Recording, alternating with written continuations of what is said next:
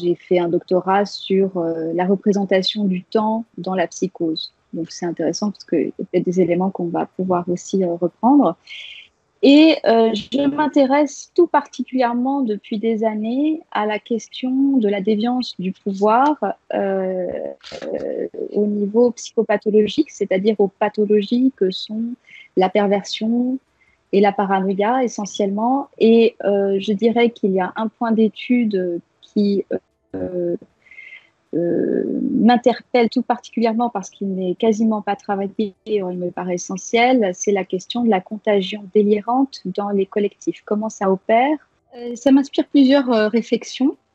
La première, c'est que la paix n'est qu'un moment d'accalmie dans toute l'histoire de l'humanité. Hein, c'est-à-dire que l'humanité, elle n'est aux prises qu'avec des complots contre elle-même. Alors c'est intéressant parce que j'ai indiqué à des personnes autour de moi, voilà, je vais participer, etc. De quoi il faudrait que je parle à votre avis?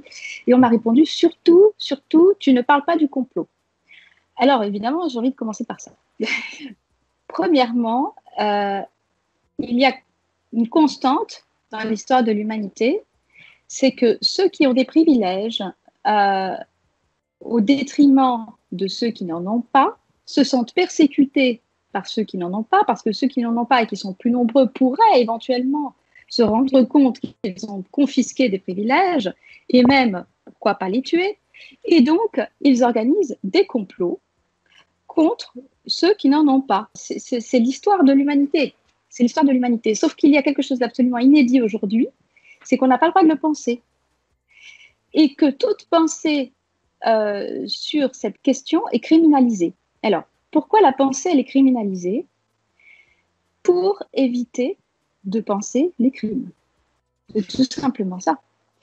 Donc, que se passe-t-il? Nous avons, alors ça c'est un point qui m'intéresse énormément, la question de la corruption du langage, de la perversion du langage pour précisément aider à la contagion délirante et à la propagande.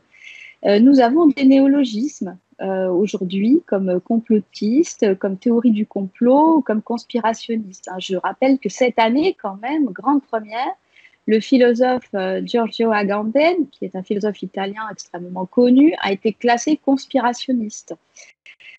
Alors, ça rejoint un petit peu ce que j'ai dit, c'est-à-dire que les philosophes, dans la philosophie morale et politique, n'ont eu de cesse que de dénoncer les complots qui étaient faits contre les peuples, et avec des conseillers. Je veux dire, Machiavel est un conseiller du complot.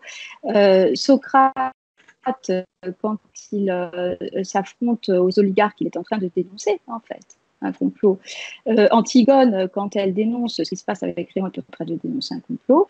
Et donc, aujourd'hui, c'est très intéressant parce que je crois que ce terme, à lui tout seul, résume tout. On a complotiste, conspirationniste, théorie du complot. Ça veut dire celui qui pense des complots. Mais en fait, on ne nous dit pas si ces complots sont vrais ou sont faux. Parce que si ces complots sont vrais, celui qui pense des complots, c'est un philosophe ou un résistant. Si ces complots, c'est un paranoïaque, et le paranoïaque, c'est l'inverse du philosophe.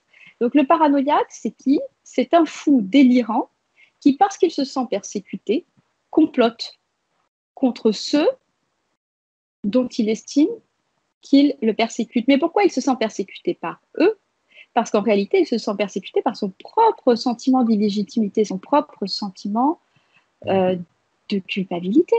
Donc, dans le même mot, nous avons tout et son contraire. C'est-à-dire que là, on est en train de défier totalement la logique de base qui fonctionne sur le principe de non-contradiction. C'est-à-dire, on ne peut pas affirmer une chose et son contraire à la fois. Et bien aujourd'hui, nous avons à minima 3 mots, mais beaucoup plus dans ce langage qu'on n'arrête pas de nous corrompre, 3 mots qui veulent dire à la fois tout et son contraire.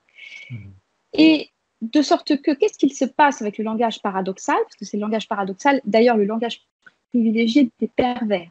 Il faut quand même le dire. C'est-à-dire que le paradoxe, c'est le langage privilégié des pervers. Pourquoi? Parce qu'à la fin, ça vous crée des nœuds dans la pensée. Vous êtes sidéré, vous ne comprenez plus rien. Et comme vous êtes sidéré, non seulement vous ne pensez plus, mais vous n'agissez plus pour rester bloqué. Donc, on a là une situation, je dirais, tout à fait inédite, où aujourd'hui, qui veut penser est criminel. C'est-à-dire, on met en doute, ça ne veut pas dire qu'on va prendre un chemin ou un autre, mais la pensée, elle fonctionne par la dialectique. C'est-à-dire, j'ai besoin de penser une chose, j'ai besoin ensuite de penser son contraire, et ensuite, chacun a le droit de se forger sa propre opinion, son propre esprit critique. Et tout ça, ça nous est confisqué. C'est-à-dire qu'aujourd'hui, on a une pensée monolithique